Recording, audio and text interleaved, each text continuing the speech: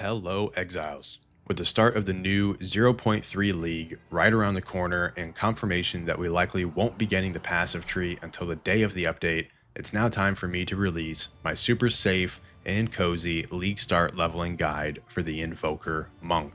This guide will take you all the way from the beach to the mid-end game, and I'll be making another guide in the future to cover everything past that. All the information throughout this video is as updated as it could possibly be with what we currently know. I actually just did an entire playthrough of the current campaign using exactly what I'm going to showcase throughout this video, and it was a super smooth, relaxing, and full of satisfying moments playthrough. My vision for this character in the end game is a tri-elemental meta-voker using Storm Wave and Flicker Strike to activate Cast on Elemental Ailment or Cast on Crit, or both, which will be used to replenish my power charges with Profane Ritual and fill the screen with either Chaining Arcs, the new Snap, or maybe even the buffed Elemental Expression. But none of that's going to be till later, so without further ado, let's get started by talking about gear throughout the campaign. There is only one unique I would recommend getting your hands on as soon as possible during the leveling process. It's not mandatory, but it will increase your damage by quite a bit. It's fairly common, and I've even had it drop in Act 1 during multiple different SSF playthroughs, and that is the Painter's Servant Torn Gloves. These gloves can give you up to plus 30% extra elemental damage, and converts all your elemental damage into a true three-way split between fire, cold, and lightning, which will allow you to activate all three ailments, providing us with a way to take advantage of a nice 90% increased elemental damage cluster from our passive tree, but more on that later. I don't expect these gloves to be expensive at League start, so if you don't get them as a drop, just check out the awesome new merchant system and buy a pair from another player. Okay, let's briefly talk about Hollow Palm. We really have no idea how good Hollow Palm will be in the early game. Feel free to test it out. I know I will be. But just in case it's complete bait, which I think it is, let's go over what kind of quarterstaff you'll be wanting throughout the campaign. Because keeping your weapon as strong as possible is one of, if not the most important things to do while blasting through the campaign. If you ever feel your damage is starting to fall off, then 9 out of 10 times it just means it's time for a weapon upgrade. The best modifiers to look for on your quarterstaffs will go as follows. Also, keep in mind you'll want to pair physical modifiers with other physical modifiers and elemental modifiers with other elemental modifiers. For prefixes, look for flat physical or elemental damage. These modifiers are especially good in the first few acts. And then look for percent increase physical or percent increase elemental damage. These modifiers are especially good towards the end of the campaign when your weapon's base damage is starting to increase. For suffixes, look for attack speed, level of melee skills, dexterity or intelligence, and then crit chance or crit damage. These two modifiers, though, are better towards the end of the campaign when you're going to actually start to invest into crit. They're not really useful early on. Also, keep in mind that you can find flat damage modifiers on your rings as well. Something that is just as important as making sure your weapon is always up to date is continuing to upgrade your armor, making sure you have as much elemental resistances as possible. You should do this by just always picking up new hybrid evasion energy shield bases and hitting them with super basic currencies. Always remember that if you have a piece of gear you consider to be good and you are low on a certain elemental resistance, then you can add sockets to your item with Artificer Orbs and then place Glacial, Storm, or Desert Runes into them to increase your resistance. A very simple guideline to follow as you progress through Acts 1 through 3 goes like this. In Act 1, focus on cold resistance. In Act 2, focus on lightning resistance. And in Act 3, you want to have a good amount of all three. Obviously, we don't know what is to come in Acts 4 and beyond, so at that point, I just try to stay on top of all of them. Additionally, if you were curious what type of gear I'd recommend while leveling through the campaign and didn't catch what I said earlier, I'm going to recommend Hybrid Evasion Energy Shield gear. In Act 1, it's completely okay to focus on pure energy shield items if you have enough intelligence for it, since you won't be able to get enough evasion in Act 1 for it to matter. But past that point, I'd go ahead and start prioritizing picking up hybrid bases, since they will synergize the most with what is in our section of the passive tree. And my final piece of advice for gearing is quite simple and obvious. You're going to want to have movement speed on your boots at all times. This will increase your campaign speed drastically over time. Do not overlook this. Gems are going to be a hot topic this league, since we can now equip the same support gem to multiple different skill gems. So you're going to see a lot of the same support gems linked to many skills throughout this section. I expect lineage supports to be available later in the end game, so there won't be any listed here. However, expect to see them in future guides. I'm also going to use the new known name for these gems in 0.3. For example, martial tempo will now be known as rapid attacks, and elemental infusions are being changed to elemental attunements. The first phase of gems here are for the super early game before you unlock Ice Strike, straight off the beach. I'd recommend using Quarterstaff Strike with rapid attacks and cold attunement, then Frost Bomb, which in 0.3, Frost Bomb is going to apply all 3 elemental exposures, increasing the exposure with each pulse. So this would be great for rares and bosses. Support it with Fast Forward and Arcane Tempo, and then Glacial Cascade, so you have something to use at range in the early game. Support it with rapid attacks and cold attunement. And then finally Tempest Bell, which you want to support with rage and overabundance, which lets you place another bell immediately after the first one is used up, or lets you place another one in case whatever it is you're fighting has moved away from the first bell, which is really nice. Our second phase of gems comes after you gain access to Ice Strike. Not much changes here. We swap out our Quarterstaff Strike with Ice Strike and turn on Herald of Ice and support it with Magnified Effect and Cold Attunement. I also want to add at this point that if you manage to get an early pair of the unique Painter's Servant Torn gloves, you do not want to use the attunement support gems. In this case, for this phase, for Ice Strike, I would replace the Cold Attunement with Ice Bite, and for Herald of Ice, I would replace it with Concentrated Effect. Once you have Storm Wave unlocked, you can start to work on the third phase of our gems, which brings a few changes. Hopefully by this point, you will have obtained the unique Painter's Servant Torn gloves mentioned earlier. If you do not have these gloves, you can certainly replace every single primal armament with Lightning Attunement. However, I highly recommend getting a pair of these bad boys as soon as possible and using primal armament. Tempest Flurry will replace Ice Strike and become our main bossing ability to combo with the bell. Support it with rapid attacks, primal armament, and close combat. Then Storm Wave will replace Glacial Cascade and become our main clearing ability. Support it with rapid attacks, primal armament, and concentrated effect. Then Frost Bomb still, supported with Fast Forward, Arcane Tempo, and now Strip Away. Then Tempest Bell, Overabundance, Rage, and Primal Armament. Then Herald of Thunder is going to replace Herald of Ice, support it with Longshot, Innervate, and Primal Armament. And now Charged Staff, which you're going to support with Persistence, Glaciation, and Ice Bite. And now for Profane Ritual, which we will manually cast this to get power charges for our Charged Staff. Support this with Arcane Tempo, Fast Forward, and Overabundance.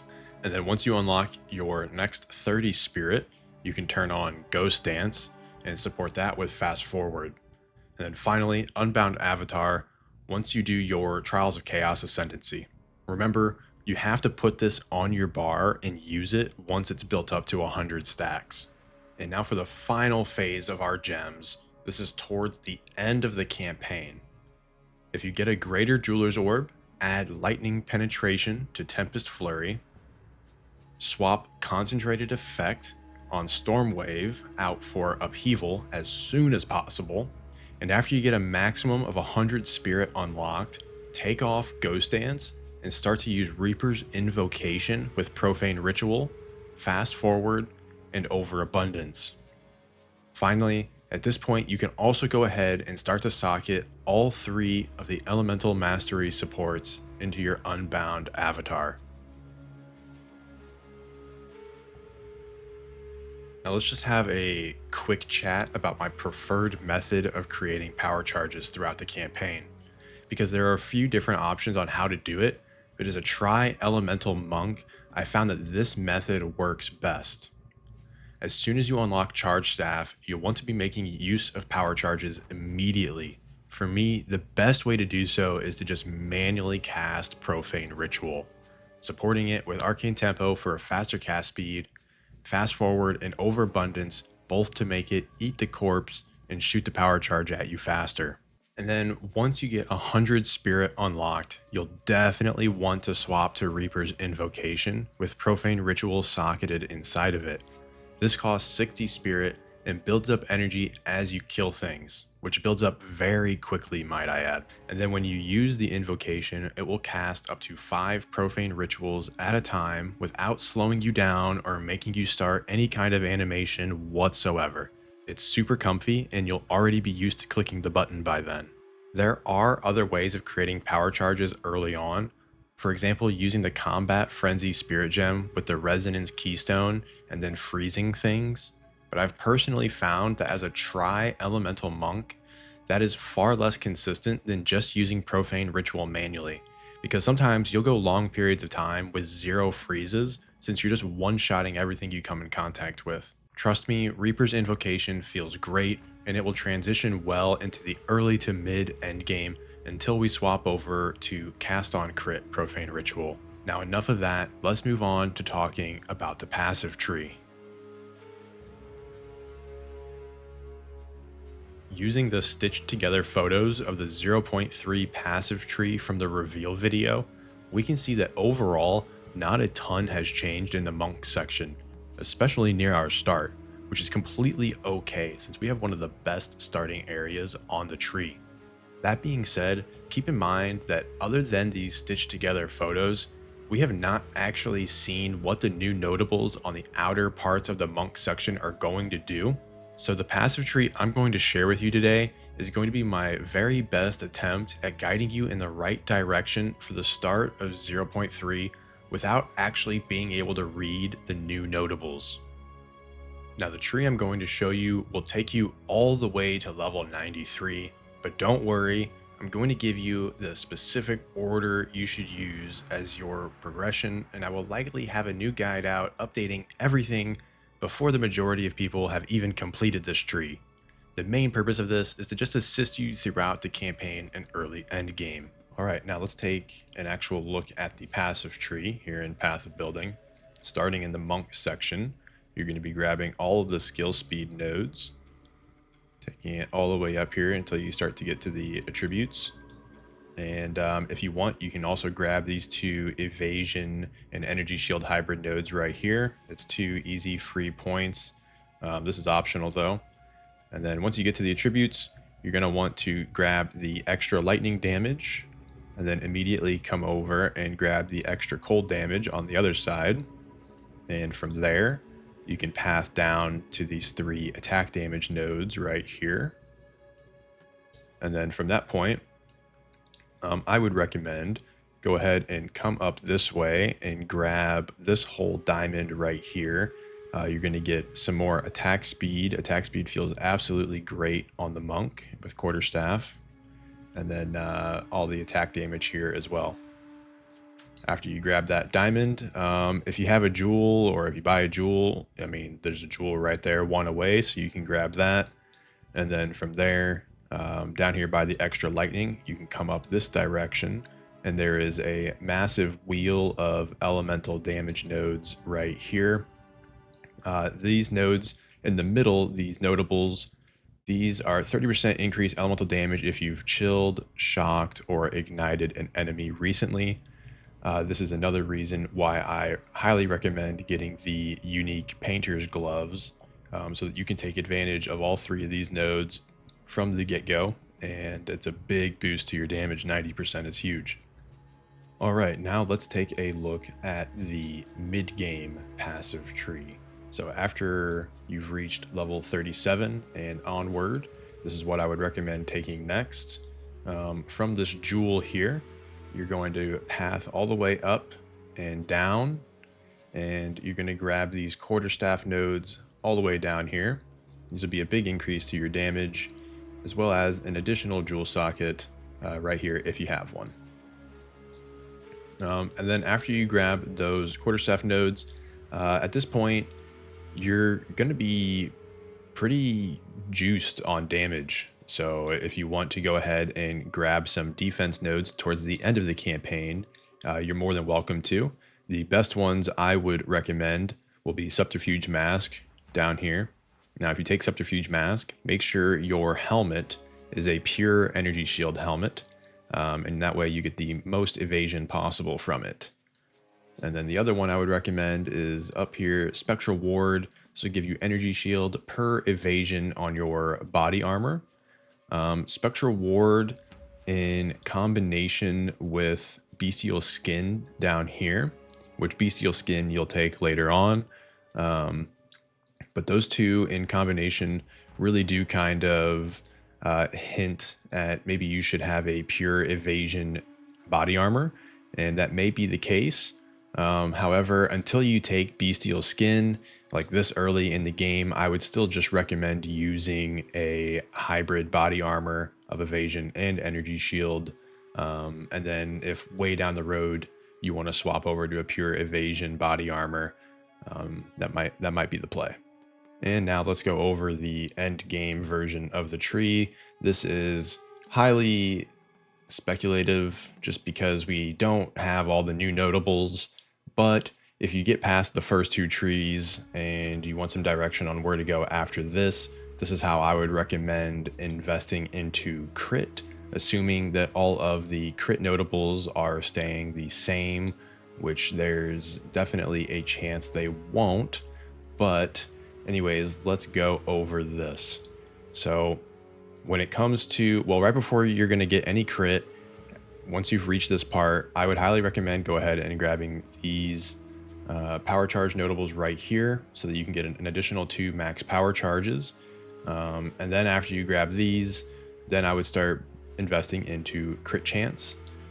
Currently, as is, the best critical nodes, in my opinion, are down here below this jewel socket. So I would go for these first, pick up all of these while you're down here. If you feel like you're lacking on defense, you can also go ahead and grab Bestial Skin. And this will give you 100% increased evasion rating from your crit body armor. This is absolutely massive when it comes to evasion. So yep, I would go ahead, grab these crit nodes. And then after those crit nodes, the next ones I would recommend after that will be on the other side of the tree by our elemental damage wheel. It'll be these 3 right here. Grab these 3 and then grab these 4 over here. And then after you get those 2 crit wheels, the next crit I would recommend after that. Also, these 2 are sneaky.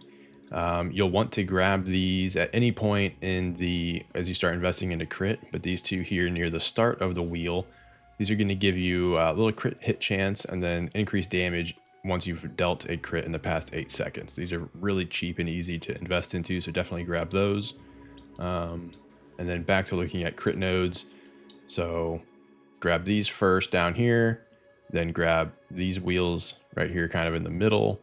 And then after that is when I would recommend moving into this section right here. You get a lot of crit damage in this section, as well as more increased damage if you've dealt a crit in the past 8 seconds. So this is the final section of crit I would look at investing into.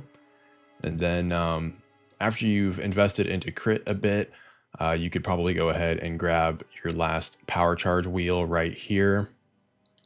And looking past that, You can swap out, I would recommend swapping out these 4 elemental nodes around the edge of the wheel we've had the entire game. You can take those 4 out and swap them down and put them down here into this section right here. This is for increased damage of each type of elemental ailment on an enemy, which they should have all 3 at all times, since we still have the painter's gloves. And so you'll get more just from this single notable right here than you would get from all 4 of these nodes. And you also have the additional 3 little small nodes here for 8% increased LE damage on each of those. So this is definitely more damage than up here. After that, the tree is pretty much done at that point. There's more defense right here that you could go ahead and grab after that. You could grab it before the crit investment. It's going to be based on how your character is feeling, how your gear is feeling at the time. If you feel like you need more defense, invest into these nodes. If you feel like you need more damage, then invest into crit. It's pretty much as simple as that. And at this point, the tree is pretty much good. In the future build updates I do, we're definitely going to be looking into investing into more energy and like meta gem stuff, but that will come with time. This guide is just meant to get you through the campaign and kind of progressing through the early end game. So yeah, I hope this was helpful. Now it is time to discuss our Ascendancy choices. I think as far as the campaign goes, it's very simple. Take I Am the Thunder and then I Shall Rage. Using your Unbound avatar on a boss for more ailment and elemental damage is a massive buff, and I can't recommend it enough. I plan on taking Sunder My Enemies next, as we are building into crit anyways, and this allows us to save support gems and passive points we would normally spend on elemental penetration and spend them elsewhere. Great for early on in the league. Lead Me Through Grace can be extremely powerful, and especially so early on in the league when you can't afford items with spirit on them. Scatter Them to the Winds is getting buffed this league, as well as mana costs in the endgame being lowered and elemental damage mana leech being added. So this may end up being a very viable choice in the endgame, but we will definitely need to test it out. And the Soul Springs Eternal cannot be forgotten about either. With the end game vision of this character being a Metavoker, I imagine we will get a lot of value out of this node eventually. Thank you so much for watching my 0.3 Invoker leveling guide. If you guys enjoyed the video or plan on playing this for your league starter, then I'd really appreciate it if you hit the thumbs up and liked the video. It helps me out a lot. I'll be streaming this build's progression Monday through Friday here on YouTube and over on Twitch. If you'd like to keep up to date with all the future updates to the build, which there will certainly be a couple of them throughout the league, then make sure to subscribe. Thanks again for watching, and peace!